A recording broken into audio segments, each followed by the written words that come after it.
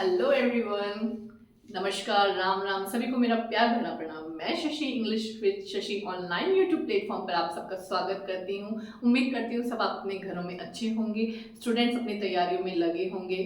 Friends, really मैं I have no words to explain my gratitude. I feel so obliged the love you show towards me and my channel. Really it's create a सो मतलब मुझे इतना आई have no words, मुझे इतना motivation मिलता है आप लोगों के इस प्यार और सपोर्ट से जो आपने मुझे और मेरे चैनल को दिया है। और मुझे बहुत इंस्पायर करता है कि मैं इसी तरह से आपके लिए वीडियोस लेकर आऊँ, कुछ नया तरह से आपको सिखाऊं। तो फ्रेंड्स, ये प्यार और ये सपोर्ट आप यूं ही बनाते रहिए, अपने फ्रेंड्स अपने रिलेटिव्स में शेयर करिए ज़्यादा से ज़्यादा, ताकि सब लोगों को इसका बेनिफिट मिल सके। तो देखिए, हम जो है अब हम टॉपिक पे आते हैं।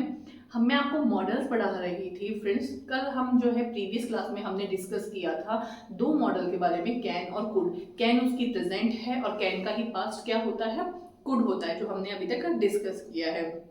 देखिए फ्रेंड्स, ये जो है मैंने आपको ये डिफरेंस बताया था कि टेंस वाली वर्ब में और मॉडल ऑक्सिलरीज में क्या फर्क है, ये मैं आपको इंट्रोडक्शन में समझा चुकी हूँ। जब हम दोबारा रिवाइज करेंगे तो मैं आपको और समझा दूंगी। अब देखिए, हमने कल क्या पढ़ा था कि कैन का जो यूज है पावर, एबिलिटी और कैपेसिटी दिखाने के लिए किया जाता है, या परमिशन के लिए, या कोई जो थियोरेटिकल पॉसिबिलिटी होती है वहां हम कैन का यूज करते हैं। ये हमें ध्यान रखने ही होंगे ये टर्म, यानी ये जहाँ चीजें आ जाती है वहां हमें सेल्फ अंडरस्टूड है कि वो सेंटेंस हमसे क्या पूछना चाह रहा है। जब एबिलिटी कोई प्रेजेंट की है तो हम कैन का यूज करेंगे, और उसी का ही पास्ट जो होता है वो कुड होता है। यहां तक आप लोगों को बात क्लियर आ गई। अब आगे देखिए फ्रेंड्स, क्या है आगे ये, अब देखिए कि यूज ऑफ कैन और कुड हम जो पढ़ रहे थे कि कैन और कुड का यूज और कहाँ कहाँ होता है। देखिए, कैन का यूज हम पढ़ रहे थे कि थियोरेटिकल पॉसिबिलिटी, जो सैद्धांतिक तक जो संभव है होती है जहां पर चीजें, वहां पर हम कैन का यूज कर सकते हैं जहां पे सिद्धांत होता है। जैसे मैं एग्जांपल के तौर पे आपको बताना चाहती हूँ कि everyone can make a mistake, हर व्यक्ति गलती करता है। ये तो क्लियर कट थ्योरी है, दुनिया का ऐसा कोई इंसान नहीं है जिससे कभी कोई गलती ना होती हो, चाहे वो छोटे से लेकर चाहे कितना ही बूढ़ा हो जाए, चाहे जवान हो, कोई भी हो। तो जहां पर थियोरेटिकल पॉसिबिलिटीज होती हैं वहां पर हम कैन का यूज करते हैं। जैसे इलेक्ट्रिसिटी कैन बी डेंजरस, कि जो बिजली है वो खतरनाक होती है, तो ये तो आप संभवित खतरनाक हो सकती है। ऐसे बिजली कोई खतरनाक नहीं है कि जो हम घरों में चला दिए तो कह देंगे अरे तो खतरनाक है मत चलाओ। यानी अगर आप किसी नंगे तारों को छुएंगे, ठीक है, तो जो है वो क्या होगी, वो आपके लिए डेंजरस, हार्मफुल साबित होगी। तो ये क्लियर कट बात है। जैसे हम कहते हैं बच्चों को अरे उधर मत जाना, खुले तार पड़े हैं, संभावना है कि करंट लग जाए, तो ये तो क्लियर कट बात है कि जो बिजली है वो क्या करेगी, आपको नुकसान पहुंचाएगी। तो जहां पर थियोरेटिकल पॉसिबिलिटी होती है वहां पर कैन का यूज होता है। अब आगे देखिए फिर कुड का प्रयोग कहाँ होता है, रिमोट पॉसिबिलिटी। सम पॉसिबिलिटी इसमें भी है, पॉसिबिलिटी इसमें भी है, लेकिन दोनों के जो अर्थ हैं वो दोनों के क्या है, अलग अलग हो गए। यानी जब हम थियोरेटिकल पॉसिबिलिटी की बात करते हैं तब हम कैन का यूज, यानी सेल्फ अंडरस्टूड हो जाता है सेंटेंस से कि हमें सेंटेंस जो है वो थियोरेटिकल पॉसिबिलिटी की बात कर रहा है या रिमोट पॉसिबिलिटी की बात कर रहा है। अब तो एग्जांपल से समझिए कि there could be a bomb under your seat, है ना, कि तुम्हारी सीट के नीचे जो है वो बॉम्ब हो सकता है। अब यहाँ पर क्या थ्योरी लगाएंगे आप वाक्य क्या समझिए, टर्म समझिए। देखो यहाँ तो एक क्लियर कट थ्योरी है, ये तो ये जो चीजें हैं आप जानते हैं कि अगर ऐसा करोगे तो ऐसा होने की संभावना रहती है, या ऐसा हो सकता है, ऐसा हो सकता है, पॉसिबिलिटी की ये चीज हो सकती है। लेकिन रिमोट, रिमोट का मतलब होता है, रिमोट वो वाला नहीं जो हम टीवी चालू करते हैं। रिमोट का मतलब हिंदी में मीनिंग होता है सुदूर, दूर, रिमोट एरियाज। जैसे था ना सुदूर, दूर एरिया आता है, तो ये जो शब्द है ये इसका हिंदी में मीनिंग होता है सुदूर, जो चीज रिमोट एरियाज, रिमोट कंट्रीज, ठीक है। तो रिमोट पॉसिबिलिटी ऐसी पॉसिबिलिटी जिसकी क्या हो, संभावना मतलब बहुत ही दूर हो, जिसका कोई ऐसे हमें पता नहीं। जैसे किसी ने कह दिया कि there could be a bomb under your seat, की हो सकता है उसकी सीट के नीचे वहां पर बॉम्ब रखा हुआ हो। तो यहाँ पर इससे हमें समझ में आ जाता है कि यहाँ कोई थ्योरेटिकल पॉसिबिलिटीज नहीं बन रही है, यहाँ पे क्या है, रिमोट पॉसिबिलिटी। तो दोनों बातें समझ में आ गया, दोनों में पॉसिबिलिटी वर्ड है, पर दोनों में एक टर्म का फर्क है। अगर थ्योरेटिकली पॉसिबिलिटी है तब हम कैन का यूज करेंगे, और जब हमारे पास रिमोट पॉसिबिलिटी है तो हम कुड का यूज करेंगे। आ गई बात समझ में, कहाँ कहाँ हमने यूज किया कैन का यूज, पावर, एबिलिटी, और कैपेसिटी दिखाने के लिए कैन का यूज होता है। और यही चीज अगर आपकी पास्ट की एबिलिटी, पास्ट की पावर और पास्ट की कैपेसिटी, तो हम कुड का यूज करते हैं। वहीं अगर हमारे पास थ्योरेटिकल पॉसिबिलिटी है तो हम कैन का यूज करेंगे, और अगर हमारे पास रिमोट पॉसिबिलिटी की बात चल रही है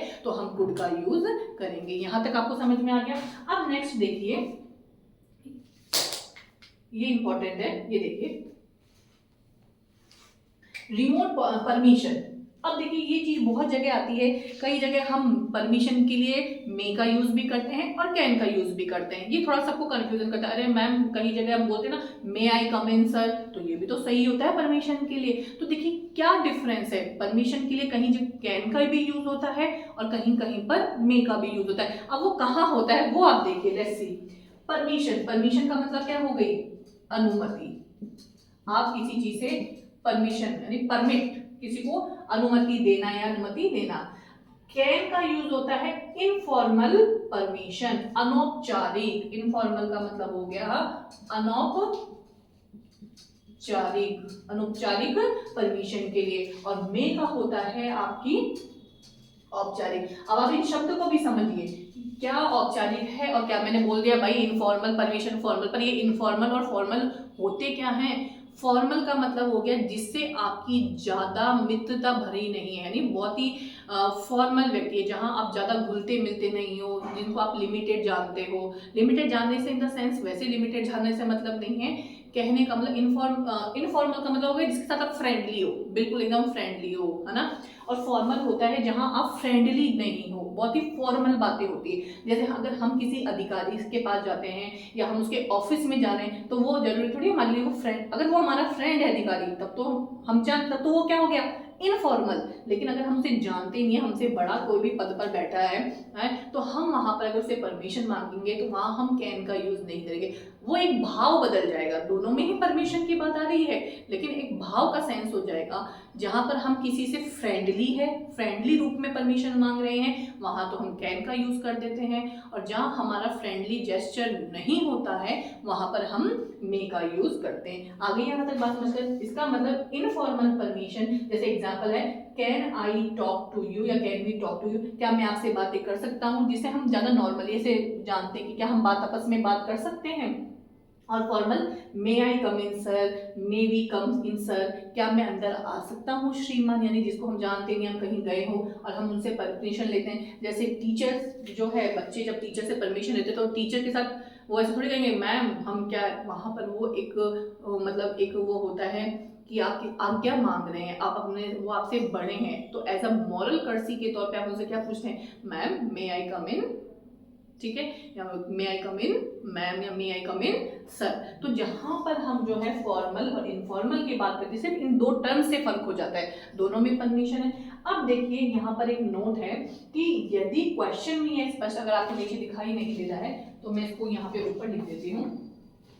देखिए एक बात कह देती हूँ, यदि क्वेश्चन में यह स्पष्ट नहीं है, मान लीजिए हमसे किसी सेंटेंस में जो है कोई क्वेश्चन हमें दिया, कोई वाक्य हमें दिया है, वहां हमें उसको पढ़ने से ये पता नहीं चल रहा है कि वो जो है वो फॉर्मल परमिशन है या इनफॉर्मल परमिशन, कोई हमें सेंटेंस का स्ट्रक्चर दिया है उसमें हमें ये आइडेंटिफाई नहीं हो रहा है कि वो फॉर्मल है या इनफॉर्मल है, तो ऐसी कंडीशन में क्या करना है, तो ऐसी कंडीशन में आप इनफॉर्मल परमिशन को चूज करेंगे। मेरी बात समझ में आ गई कि यदि क्वेश्चन में हमें यह स्पष्ट नहीं हो रहा है कि सिचुएशन फॉर्मल है या इनफॉर्मल है, तो ऐसी सिचुएशन में हम कैन परमिशन का यूज करते हैं जब हमें स्थितियां क्लियर नहीं होती है। ये बात आप ध्यान रखिएगा। उम्मीद करती हूँ आपको क्लास में सब समझ में आ रहा होगा। अपने कमेंट्स के माध्यम से अगर आपको कोई कंफ्यूजन है, you can ask me anything and thanks a lot. फिर हम आगे और नए मॉडल्स कहाँ कहाँ कौन कौन से का यूज होता है वो हम आगे नेक्स्ट क्लास में पढ़ेंगे। Thanks a lot friends. English with Shashi online channel को इतना प्यार और सपोर्ट करने के लिए मैं शशि आप सबको वंस अगेन दिल से बहुत बहुत धन्यवाद देती हूँ। Thanks a lot.